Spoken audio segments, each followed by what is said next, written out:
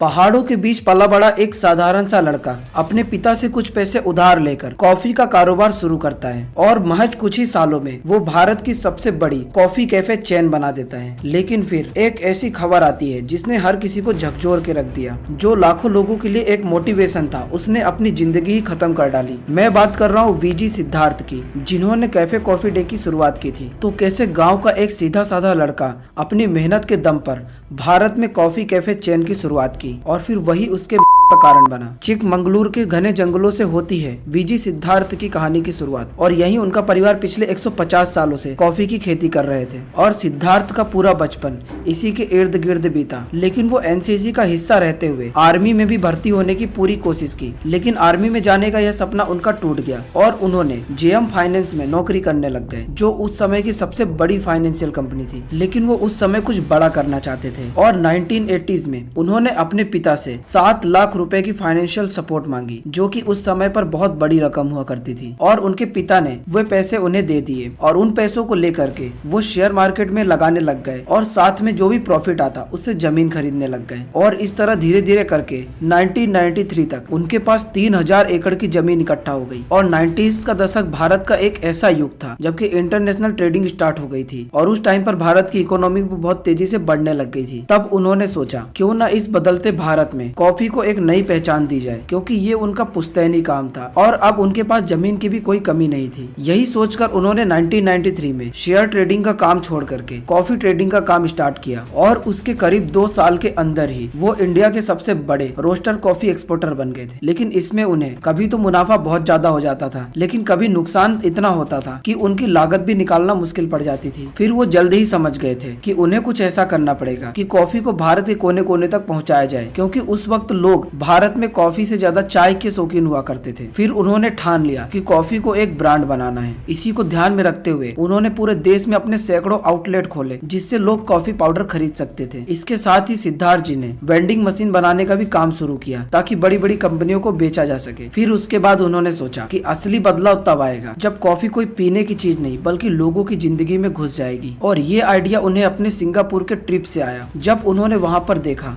कि लोग कैफे में घंटों बैठते हैं, लैपटॉप पर काम करते हैं, दोस्तों से गपशप करते हैं और फ्री का वाईफाई यूज करते हैं। अब ये नजारा उनके लिए बिल्कुल अलग था, क्योंकि उस वक्त भारत में ऐसा कल्चर बिल्कुल नहीं था। उसी टाइम पर सिद्धार्थ जी ने सोच लिया मन में कि वो भारत में ऐसा कल्चर लेकर आएंगे जो सिर्फ कॉफी परोसने तक सीमित नहीं रहेगा। और उनकी इसी सोच ने कैफे कॉफी डे को जन्म दिया। साल 1996 में बेंगलुरु में भारत का पहला कैफे कॉफी डे का आउटलेट खोला गया और ये भारत में उस समय चल रहे और दूसरे कॉफी कैफे जैसे नहीं था। इसमें फ्री वाईफाई दिया गया था, जो कि उस टाइम पर भारत में एक बहुत बड़ी बात थी। ऐसे में इस आउटलेट के खुलते ही लोगों में चर्चा फैल गई और जो भी यूथ कुछ नया एक्सपीरियंस करना चाहते थे वो इस आउटलेट की तरफ खींचे चले आते थे। और ये पहली बार ऐसा हुआ था कि लोगों को ऐसी जगह मिली थी जहां वो काम और मस्ती एक ही जगह पर कर सके। और सीसीडी हर किसी के लिए एक परफेक्ट प्लेस बन गया था। और साल 2000 तक अकेले साउथ इंडिया में सीसीडी के 22 कैफे खुल गए थे और उन्होंने अपने बिजनेस को एक्सपेंड किया और साल 2004 तक पूरे भारत में सीसीडी के 200 कैफे खुल गए थे। साथ ही बड़े बड़े कॉर्पोरेट ऑफिसों में सीसीडी की कुल 2877 वेंडिंग मशीन इंस्टॉल की गई और इसकी ग्रोथ सीधा आसमान छू रही थी। और 2000 से लेकर 2014 तक उन्होंने पूरे भारत में अपने आउटलेट्स और वेंडिंग मशीन का एक जाल फैला दिया था। लेकिन सिद्धार्थ जी ने अपने बिजनेस को डाइवर्सिफाइड करने का सोचा और नए नए क्षेत्रों में कदम रखने का सोचा। उनका ये मानना था कि वो जितना ज्यादा अपने बिजनेस को डाइवर्सिफाई करके रखेंगे उतना ज्यादा सीसीडी का फ्यूचर सुरक्षित रहेगा। तो उन्होंने पहल की वेल्थ एडवाइजरी फर्म खोलने की। उन्होंने सोचा कि उन्हें फाइनेंस सेक्टर का अच्छा खासा नॉलेज है और शेयर मार्केट में भी उन्होंने काम किया था, तो ये सेक्टर उनके लिए फायदेमंद साबित हो सकता है। और कुछ हद तक तो ये सही भी था, लेकिन ये उनके फोकस को बांटने लगा। इसके बाद उन्होंने कदम रखा रियल एस्टेट में। उन्होंने बड़ी बड़ी कंपनियों को एक पार्क खरीदकर उसमें जगह दी और वो यहीं तक नहीं रुके। उन्होंने द सेराई नाम से हॉस्पिटलिटी सेक्टर में भी एंट्री की और कर्नाटक और अंडमान जैसे जगहों में रिजॉर्ट खोले। उसके बाद उन्होंने फर्नीचर मैन्युफैक्चरिंग यूनिट्स में भी कदम रख दिया। और इन्हीं सब के बीच सिद्धार्थ ने टेक्नोलॉजी और स्टार्टअप्स में भी इन्वेस्ट करना स्टार्ट कर दिया और उन्होंने माइंडट्री और इन्फोसिस जैसे बड़ी कंपनियों में इन्वेस्ट किया। लेकिन उन्होंने जितनी तेजी से और सेक्टर्स में कदम रखे उतनी ही तेजी से उनका जो कोर बिजनेस सीसीडी का था उसमें से उनका ध्यान हटते चला गया। और इसी बीच कंपटीशन भी बड़े तगड़े तरीके से बढ़ रहा था। स्टारबक्स जैसे इंटरनेशनल ब्रांड इंडियन मार्केट में घुस रहे थे, जो कि सीसीडी को बड़ा टक्कर देने के लिए काफी थे। 2014 तक सीसीडी के पास केवल 1488 कैफेज थे और सिद्धार्थ जी ने जितने भी प्रोजेक्ट्स शुरू किए वो सब ने मिल करके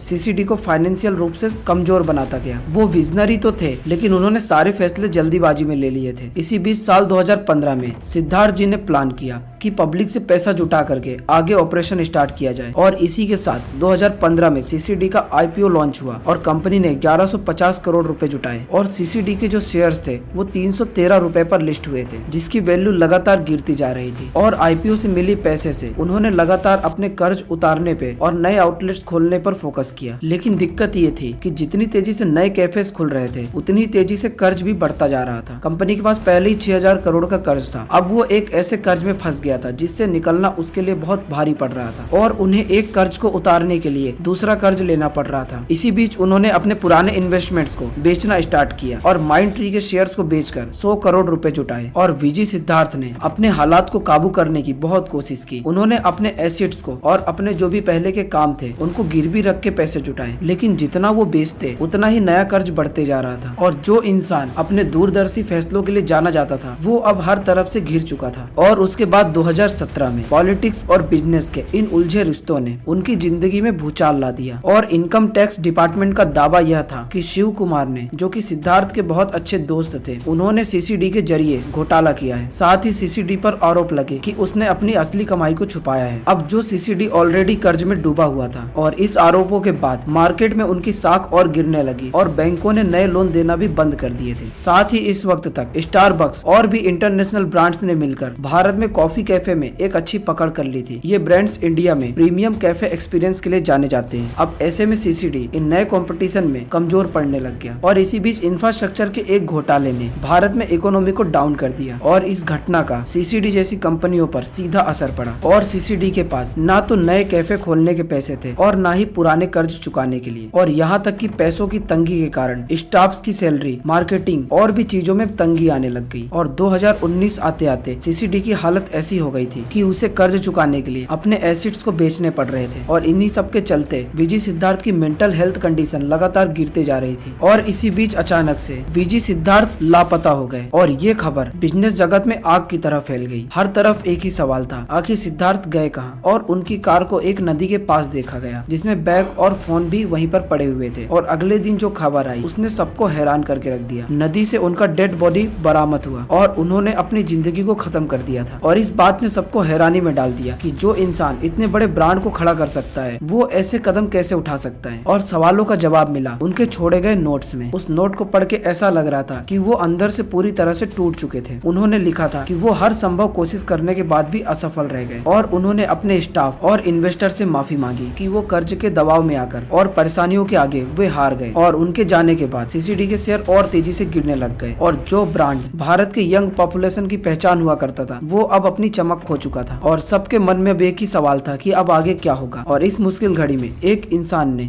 इसका बेड़ा उठाया और वो थी वीजी सिद्धार्थ की पत्नी। और वो सीसीडी की सीईओ बनकर कंपनी को बचाने के लिए मैदान में उतर गई थी। उनके लिए ये सिर्फ कंपनी को बचाने की बात नहीं थी, ये उनके पति के सपने को पूरा करने और सीसीडी की खोई हुई पहचान को वापस दिलाने की एक जिद थी। लेकिन उन्होंने जब इस कंपनी का कार्यभार संभाला तो उस पर 7200 करोड़ का कर्ज था, जो कि किसी भी कंपनी को बंद करने के लिए काफी था। लेकिन उन्होंने हार मानने की बजाय न्यू प्लान्स तैयार किए और जितने भी गैर जरूरी खर्चे और ऑपरेशन है उन्हें खत्म कर दिया जाए। और उन्होंने सीसीडी के 73% आउटलेट्स बंद कर दिए और जो एक्चुअल में प्रॉफिटेबल थे सिर्फ उन्हीं कैफे को चालू रखा। और सीसीडी के ग्लोबल पार्क जैसे सभी एसेट्स को बेच करके 4500 करोड़ रुपए जुटाए और इन पैसों से उन्होंने सीसीडी के कर्ज को कम करने की कोशिश की। और इसी के बदौलत 2021 तक इस कंपनी का कर्ज घटकर 1700 करोड़ प्लस के आसपास आ गया था। और उन्होंने नए आउटलेट्स खोलने की बजाय जो पहले से मौजूद कैफेज हैं उनके एक्सपीरियंस को बेटर बनाने पर फोकस किया। और साथ ही कंपनी ने डिजिटल मार्केटिंग में भी फोकस किया ताकि यंग जनरेशन को अपनी तरफ फिर से आकर्षित किया जा सके। और अब देखना यह है कि ये सफर कैसे जारी रहता है। तो मिलते हैं नेक्स्ट वीडियो के साथ, तब तक के लिए धन्यवाद।